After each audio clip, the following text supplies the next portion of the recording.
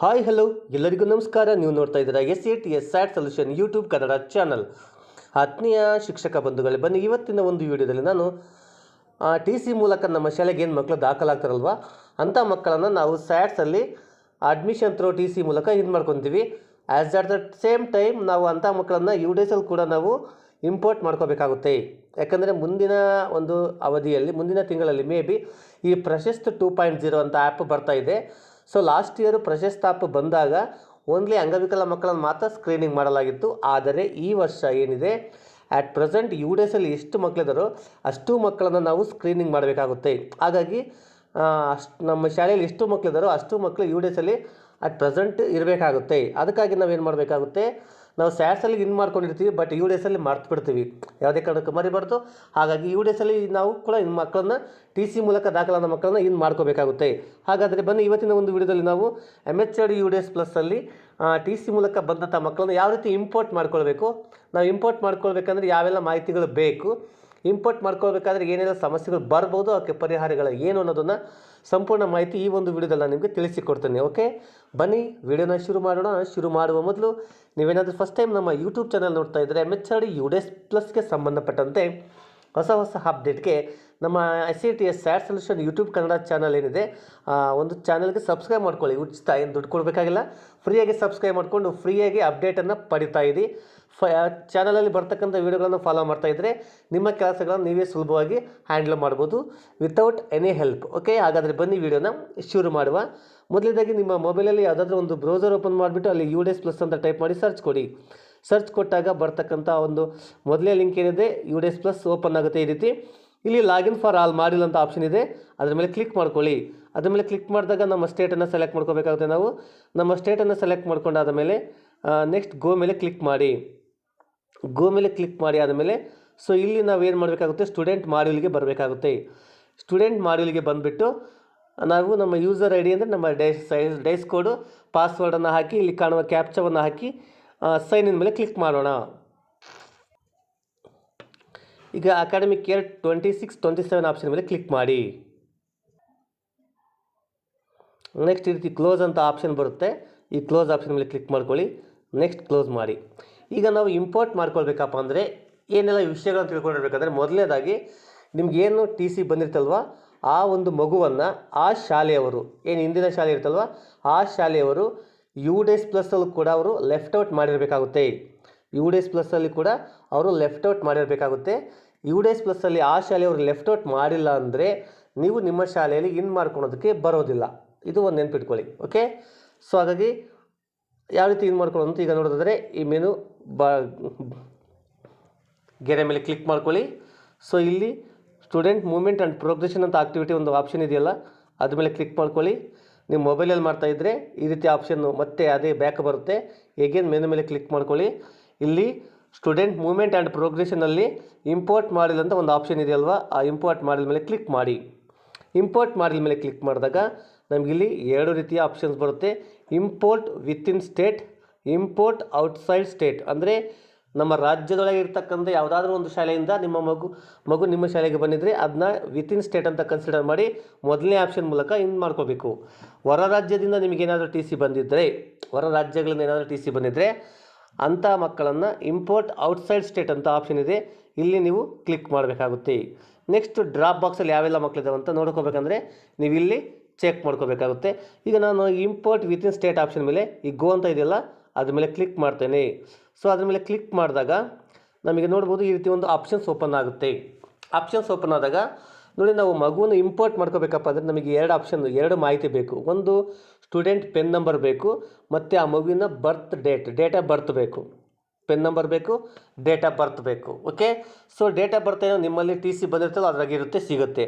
Pen number ಎಲ್ಲಿ ಸಿಗುತ್ತೆ ಅಂದರೆ ಆ ಶಾಲೆ ಯಾವ ಶಾಲೆಯವರು ನಿಮಗೆ TC ಕೊಟ್ಟಿರ್ತಾರಲ್ವ ಆ ಶಾಲೆಯವರು TC ಮೇಲೆ ಕೆಲವರು ಬರೆದಿರ್ತಾರೆ ಪೆನ್ ನಂಬರ್ ಅಂತ.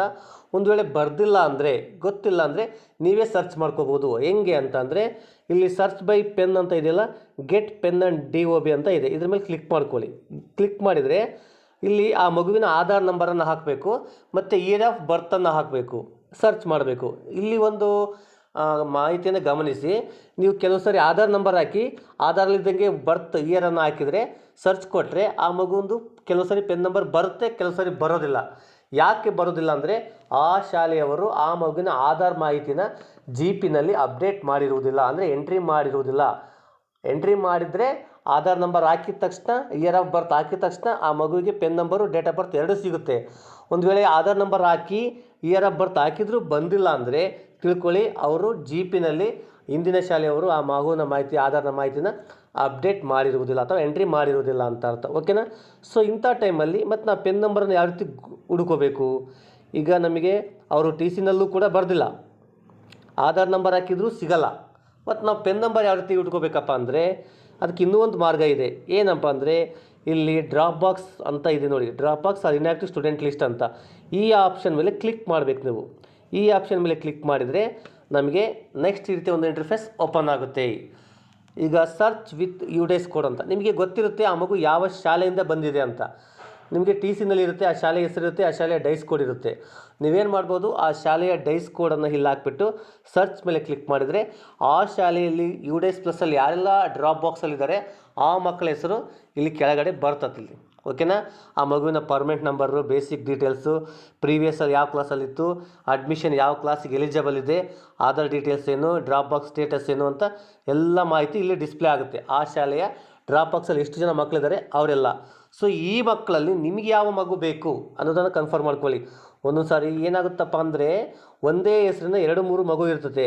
ಸರಿನಾ? ಅಂಥ ಟೈಮಲ್ಲಿ ನೀವು ನಿಮ್ಮ ಶಾಲೆ ಮಗು ಬಂದಿರತಕ್ಕಂಥ ಮಗು ಬಿಟ್ಟು ಬೇರೆ ಯಾವುದೋ ಮಗುನ ಇಂಪೋರ್ಟ್ ಮಾಡ್ಕೋ ಚಾನ್ಸಸ್ ಇರ್ತದೆ. ಸೊ ಅದಕ್ಕೆ ನೀವೇನು ಮಾಡಿ ಅಂದ್ಕೊಳ್ಳಿ ಅಂದರೆ ಆ ಮಗುವಿನ ತಂದೆ ತಾಯಿ ಹೆಸರು, ಡೇಟ್ ಆಫ್ ಬರ್ತ್ ಎಲ್ಲ ಮಾಹಿತಿನ ಸರಿ ಚೆಕ್ ಮಾಡ್ಕೊಳ್ಳಿ. ಚೆಕ್ ಮಾಡಿಕೊಂಡು ನೀವು ಇಂಪೋರ್ಟ್ ಮಾಡ್ಕೋಬೇಕಾಗುತ್ತೆ. ಓಕೆ? ಬೈ ಆ ಶಾಲೆಯ ಡೈಸ್ ಕೋಡನ್ನು ಹಾಕಿ. ಓಕೆ? ನಿಮಗೆ ಆ ಶಾಲೆಯ ಡೈಸ್ ಕೋಡ್ ಕೂಡ ಗೊತ್ತಿರಲ್ಲ, ಬಟ್ ಶಾಲೆಯ ಹೆಸರು ಅಷ್ಟೇ ಗೊತ್ತಿರುತ್ತೆ. ಅಂಥ ಟೈಮಲ್ಲಿ ಯಾವ ರೀತಿ ಸರ್ಚ್ ಮಾಡಬೇಕಪ್ಪ ಅಂದರೆ ಇಲ್ಲಿ ನೋಡ್ಬೋದು, ಇಲ್ಲಿ ಸ್ಟೇಟನ್ನು ಸೆಲೆಕ್ಟ್ ಮಾಡ್ಕೊಳ್ಳಿ. ಸ್ಟೇಟನ್ನು ಸೆಲೆಕ್ಟ್ ಮಾಡಿಕೊಂಡ್ರೆ ನಿಮಗೆ ನೆಕ್ಸ್ಟ್ ಡಿಸ್ಟಿಕ್ ಕೇಳುತ್ತೆ, ಡಿಸ್ಟಿಕ್ಕನ್ನು ಸೆಲೆಕ್ಟ್ ಮಾಡ್ಕೊಳ್ಳಿ. ಅದಾದ ನಂತರ ಬ್ಲಾಕ್ ಕೇಳುತ್ತೆ, ಬ್ಲಾಕನ್ನು ಸೆಲೆಕ್ಟ್ ಮಾಡ್ಕೊಳ್ಳಿ. ನೆಕ್ಸ್ಟ್ ಆ ಬ್ಲಾಕಲ್ಲಿ ಆ ಶಾಲೆ ಹೆಸರನ್ನು ಸರ್ಚ್ ಮಾಡಿ. ಸರಿನಾ? ಆ ಶಾಲೆ ಹೆಸರನ್ನು ಸರ್ಚ್ ಮಾಡಿದರೆ ನಿಮ್ಗೆ ಅಲ್ಲಿ ಸಿಗುತ್ತೆ. ಸರ್ಚ್ ಆಪ್ಷನ್ ಕೊಟ್ಟರೆ ನಿಮಗೇನಾಗುತ್ತೆ, ಆ ಒಂದು ಡ್ರಾಪ್ ಬಾಕ್ಸ್ ಲಿಸ್ಟಲ್ಲಿ ಇಲ್ಲಿ ಬರುತ್ತೆ ನೋಡಿ. ಇಲ್ಲಿ ಸ್ಟೇಟು, ಡಿಸ್ಟಿಕ್ಕು, ಬ್ಲಾಕು, ಇದ್ರ ಮೂಲಕ ಸ್ಕೂಲ್ ಹೆಸರು ಹಾಕಿ ಹುಡುಕಿದ ತಕ್ಷಣ ಸರ್ಚ್ ಕೊಟ್ಟರೆ ನಿಮಗೆ ಆ ಶಾಲೆಯ ಕಾಂಟ್ಯಾಕ್ಟ್ ಡೀಟೇಲ್ಸು, ಆ ಶಾಲೆಯ ಹೆಡ್ ಮಾಸ್ಟ್ರು ಏನು UDAISಲ್ಲಿ ಅಪ್ಡೇಟ್ ಮಾಡಿರ್ತಾರಲ್ವ, ಆ ಶಾಲೆಯ UDAISಲ್ಲಿ ಇರ್ತಕ್ಕಂಥ ಹೆಡ್ ಮಾಸ್ಟರ್ ನಂಬರ್ ಕೂಡ ನಿಮಗೆ ಕಾಂಟ್ಯಾಕ್ಟ್ ಡೀಟೇಲ್ಸ್ ಸಿಗುತ್ತೆ. ನಿಮಗೆ ಇಲ್ಲಿ ಆ ಶಾಲೆಯ ಹೆಸರು ಬರುತ್ತೆ, ಸ್ಕೂಲ್ ಕಾಂಟ್ಯಾಕ್ಟ್ ಡೀಟೇಲ್ಸ್ ಅಂತ ಒಂದು ಆಪ್ಷನ್ ಇರುತ್ತೆ. ಅದ್ರ ಮೇಲೆ ಕ್ಲಿಕ್ ಮಾಡಿದರೆ ಆ ಹೆಡ್ ಮಾಸ್ಟರ್ ಹೆಸರು, ಅವರ ಫೋನ್ ನಂಬರ್ ಕೂಡ ನಿಮಗೆ ಸಿಗುತ್ತೆ. ಓಕೆ? ಸೊ ಇದ್ರ ಮೂಲಕ ನೀವು ಕೂಡ ಕಾಂಟ್ಯಾಕ್ಟ್ ಮಾಡಿಕೊಂಡು ಆ ಪೆನ್ ನಂಬರನ್ನು ತೊಗೋಬೋದು. ಓಕೆ? ತೊಗೊಂಡಾದ ನಂತರ ಇಲ್ಲಾಂದರೆ ಇಲ್ಲಿ ಆ ಡ್ರಾಪ್ ಬಾಕ್ಸಲ್ಲಿ ಇರ್ತಕ್ಕಂಥ ಎಲ್ಲ ಮಕ್ಕಳ ಹೆಸರು ಇಲ್ಲಿ ಬರ್ತದೆ. ನೀವು ಈ ಮಕ್ಕಳಲ್ಲಿ ನಿಮಗೆ ಶಾಲೆಗೆ ಯಾವ ಮಕ್ಕಳು ಇನ್ನಾಗಬೇಕು ಅಂತ ಕರೆಕ್ಟಾಗಿ ನೋಡ್ಕೊಳ್ಳಿ. ನೋಡಿಕೊಂಡು ಇಲ್ಲಿ ಆ ಮಗುವಿನ ಮುಂದೆ ಒಂದು ಆಪ್ಷನ್ ಇರುತ್ತೆ, ಆಪ್ಷನ್ ಕಾಲಮಲ್ಲಿ ಇಂಪೋರ್ಟ್ ಅಂತ ಇರುತ್ತೆ. ಆ ಇಂಪೋರ್ಟ್ ಆಪ್ಷನ್ ಮೇಲೆ ಕ್ಲಿಕ್ ಮಾಡಬೇಕಾಗುತ್ತೆ. ಕ್ಲಿಕ್ ಮಾಡಿದಾಗ ಆಟೋಮೆಟಿಕ್ಕಾಗಿ ಆ ಮಗುವಿನ ಪೆನ್ ನಂಬರು ಬರುತ್ತೆ, but date of birth fetch ಆಗೋಲ್ಲ. ಡೇಟ್ ಆಫ್ ಬರ್ತನ್ನು ನಾವೇ ಟೈಪ್ ಮಾಡಬೇಕು. ಟೈಪ್ ಮಾಡಿ ಗೋ ಮೇಲೆ ಕ್ಲಿಕ್ ಮಾಡಿದರೆ ಆ ಮಗುವಿನ ಡೀಟೇಲ್ಸಲ್ಲಿ ಡಿಸ್ಪ್ಲೇ ಆಗುತ್ತೆ. ಡಿಸ್ಪ್ಲೇ ಆದ ತಕ್ಷಣವೇ ಅಲ್ಲಿ ಆ ಮಗುವಿನ ಎಲ್ಲ ಫುಲ್ ಡೀಟೇಲ್ಸ್ ಬರುತ್ತೆ. ಇಂದಿನ ಒಂದು ಶಾಲೆಯಲ್ಲಿ ಆ ಮಗು ಹೆಸರು, ತಂದೆ ತಾಯಿ ಹೆಸರು, ಡೇಟ್ ಆಫ್ ಬರ್ತು, ಯಾವ ಕ್ಲಾಸಿಗೆ ಎಲಿಜಿಬಲ್ ಇದೆ ಇನ್ ಮಾಡ್ಕೊಳೋದಕ್ಕೆ ಅಂತ ಎಲ್ಲ ಮಾಹಿತಿನ ಒಂದ್ಸರಿ ಚೆಕ್ ಮಾಡಿಕೊಂಡು ನೀವು ಇಂಪೋರ್ಟ್ ಮಾಡ್ಕೋಬೇಕಾಗುತ್ತೆ. ಆ ಮಗುವಿನ ಪೆನ್ ನಂಬರ್ ಹಾಕಿ, ಪೆನ್ ನಂಬರ್ ಆಟೋಮೆಟಿಕ್ಕಾಗಿ ಬಂದಿರುತ್ತೆ. ಆ ಮಗುವಿನ ಡೇಟ್ ಆಫ್ ಬರ್ತನ್ನು ಹಾಕಿ ಗೋ ಮೇಲೆ ಕ್ಲಿಕ್ ಮಾಡಿ. ಕ್ಲಿಕ್ ಮಾಡಿದಾಗ ಆ ಸ್ಟೂಡೆಂಟ್ ಸ್ಟೇಟಸ್ ಇಲ್ಲಿ ತೋರಿಸುತ್ತೆ, ಡ್ರಾಪ್ ಬಾಕ್ಸಲ್ಲಿದೆ ಅಂತ.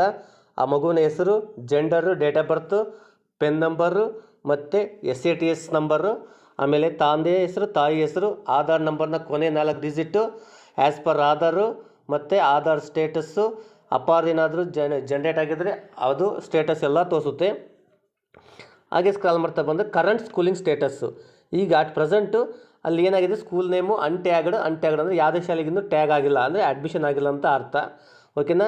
ಹಾಗೆ ಪ್ರೀವಿಯಸ್ ಸ್ಕೂಲ್ ಡೀಟೇಲ್ಸಲ್ಲಿ ಅದು ಹಿಂದೆ ಯಾವ ಶಾಲೆಯಲ್ಲಿ ಇತ್ತು ಅಂತ ತೋರಿಸುತ್ತೆ. ಈಗ ನಾವು ಏನು ಮಾಡ್ಕೋಬೇಕಪ್ಪ ಅಂದರೆ ಇಲ್ಲಿ ನೋಡ್ಬೋದು ಇಂಪೋರ್ಟ್ ಕ್ಲಾಸ್ ಅಂತ ಇದೆ. ಇಲ್ಲಿ ಕ್ಲಿಕ್ ಮಾಡಿದರೆ ಆ ಮಗು ಯಾವ ಕ್ಲಾಸಿಗೆ ಎಲಿಜಿಬಲ್ ಇರುತ್ತೋ ಆ ಕ್ಲಾಸಲ್ಲಿ ಡಿಸ್ಪ್ಲೇ ಆಗುತ್ತೆ. ಓಕೆನಾ? ನೆಕ್ಸ್ಟು ಸೆಕ್ಷನನ್ನು ನೀವು ಸೆಲೆಕ್ಟ್ ಮಾಡಿಕೊಂಡು ಡೇಟ್ ಆಫ್ ಅಡ್ಮಿಷನ್, ಮಗು ನಿಮ್ಮ ಶಾಲೆಗೆ ಯಾವ ಡೇಟಿಗೆ ಅಡ್ಮಿಷನ್ ಆಗಿತ್ತು ಆ ಡೇಟನ್ನು ಹಾಕಿ ಇಂಪೋರ್ಟ್ ಮೇಲೆ ಕ್ಲಿಕ್ ಮಾಡಿದರೆ ಅದು ಕನ್ಫರ್ಮೇಷನ್ ಮೆಸೇಜ್ ಕೇಳುತ್ತೆ, ಇಂಪೋರ್ಟ್ ಮಾಡ್ಕೊಳ್ಳೋ ಅಂತ. ಇಂಪೋರ್ಟ್ ಎಸ್ ಅಂತ ನೀವೇನಾದ್ರು ಕನ್ಫರ್ಮ್ ಅಂತ ಕೊಟ್ಟರೆ ಆ ಮಗು ನಿಮ್ಮ ಶಾಲೆಗೆ ಇಂಪೋರ್ಟ್ ಆಗುತ್ತೆ. ಓಕೆನಾ?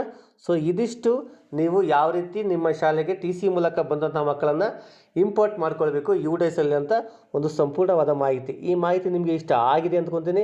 ದಯವಿಟ್ಟು ಆಗಿದ್ದರೆ ಒಂದು ಲೈಕ್ ಕೊಡಿ. ಈ ವಿಡಿಯೋಗೆ ಸಂಬಂಧಪಟ್ಟ ಏನೇ ಡೌಟ್ ಇದ್ದರೆ ಇದೇ ವಿಡಿಯೋದ ಕೆಳಗೆ ಕಮೆಂಟ್ ಬಾಕ್ಸಲ್ಲಿ ನಿಮ್ಮ ಡೌಟ್ಗಳನ್ನು ಕಮೆಂಟ್ ಮಾಡಿ. ಹಾಗೂ ಇದೇ ರೀತಿಯ ಮಾಹಿತಿಗೆ ನಮ್ಮ SATS SAT solution YouTube Kannada ಚಾನಲ್ಗೆ ಸಬ್ಸ್ಕ್ರೈಬ್ ಆಗೋದನ್ನು ಮರಿಬೇಡಿ. Okay, thanks for watching. ಧನ್ಯವಾದಗಳು.